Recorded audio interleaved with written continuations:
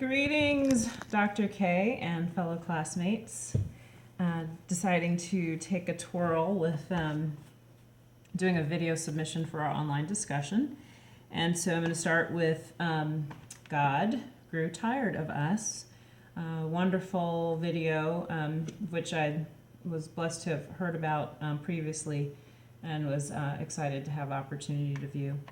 In reviewing the questions, aside from all my comments and just notes from writing, but to focus on the questions. Question one was, what scenes were the most intriguing to you and why?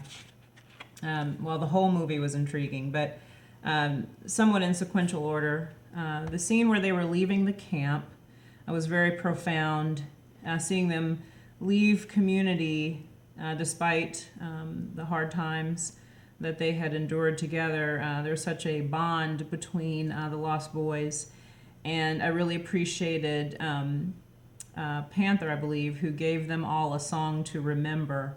And I thought that seemed to be very foreshadowing, which truly did play out, as we found in the reunion scene, where many of the younger ones had seemed to have forgotten their culture. And I believe there was one young man who said he was from Kansas City. He didn't even acknowledge the fact that he was from Sudan. So leaving the camp and how that connected to the reunion of the Lost Boys, those two scenes were very profound.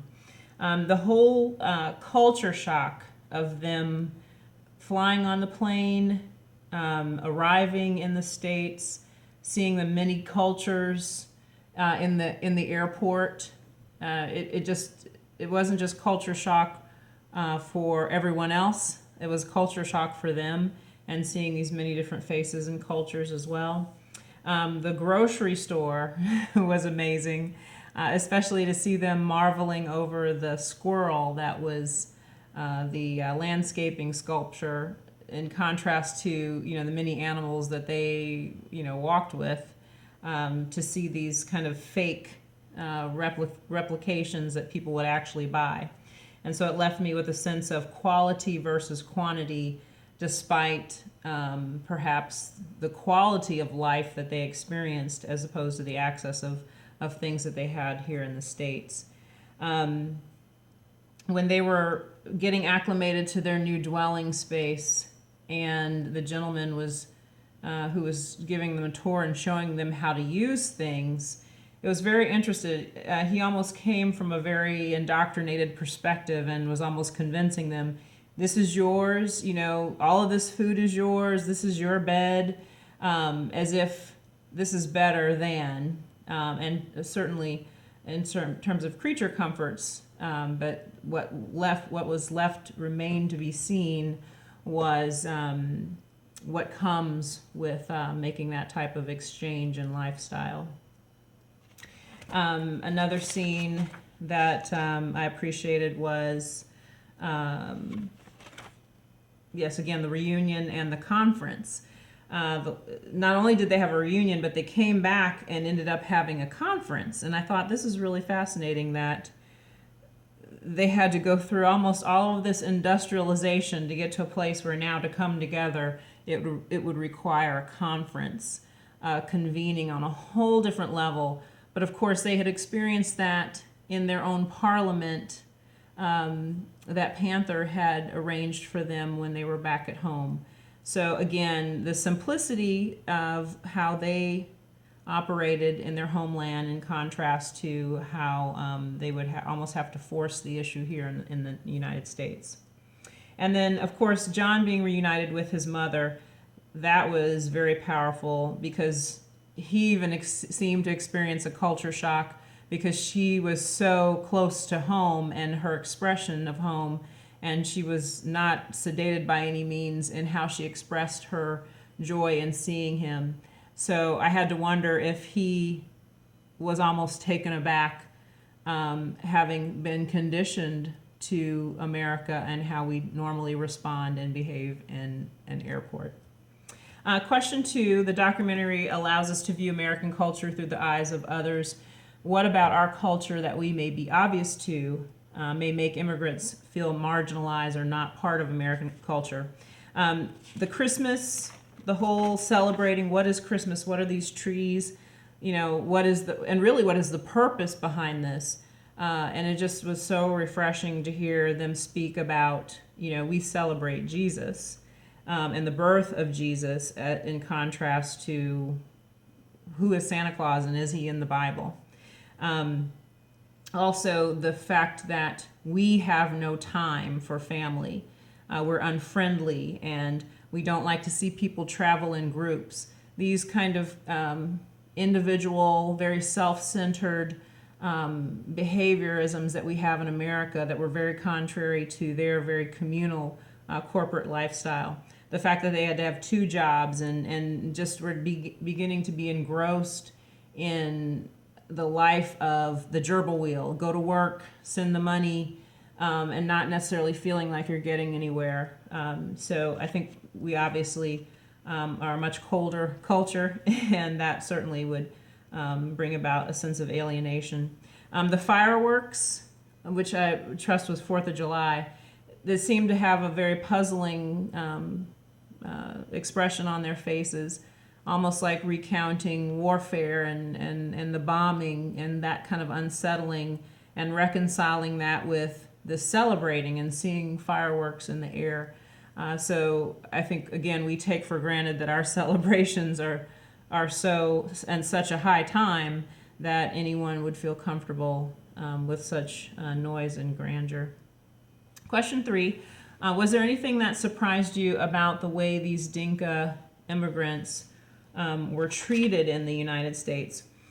And in essence, just the sense of assimilation that was almost superimposed on them, like you're here now and so this is how you must live. How they were beginning to even be separated from their small group as they began to pursue American life. So just the treatment of, okay, if you want to go to school and you want opportunity, then you have to leave your small group, your small family. So going to school separated them, employment separated them. That was just very sad, because for all of those years that they survived in the Sudan and traveling to Ethiopia and then to the refugee camp, they did it as a group, 27,000 to 12,000, and now here a small handful, and yet again they're treated as if they have to be scattered from one another, which is an interesting theme as Christians and as we see being scattered played out in our history. Question 4, if some of these young Dinka men were in your community, how might your congregation offer Christian hospitality, and share specific examples? Well, I actually, when I read this question, I felt like, I don't know that I would, I think my hospitality would be asking them to show us their hospitality and for them to teach us hospitality, because clearly they were much more rooted and connected than most of us have that experience here in the States. So perhaps a time of gathering, communing, celebrating, and uniting and talking, and a time to love one another, for them to tell us about their experiences. And what I believe that would do is stir up something that exists in us, particularly as African Americans, because we are a very communing culture. And so I think my hospitality would be to respect theirs and ask them to share that and reintroduce that to me. I don't think I would do a heavy-handed program. I think just as they were in their backyard and they recreated their singing and dancing with one another in their fellowship, I think I would leave it just as simple as that. So the movie was fascinating. I was left with a handful of words that I also want to share. Obviously, cultural shock, cultural orientation, indoctrination, assimilation, industrialization, and polarized. These young men had such wisdom, and it seemed they were trying to find a way to make an impact, to reconcile what seemed to be so simple and true, and how that measured against this big, monstrous America, and how they could take on only what was necessary of that so that they could give back to their family so they would have a better life. And it just seemed to be a bit by bit effort. So I would imagine they felt like they were scratching at it with teaspoons. But also some very poignant comments that each of the young men stated, and it was a blessing. So I hope that answers the questions. I could go on and on about this, and I look forward to having some back and forth with my fellow students and also with you, Dr. K. Thank you.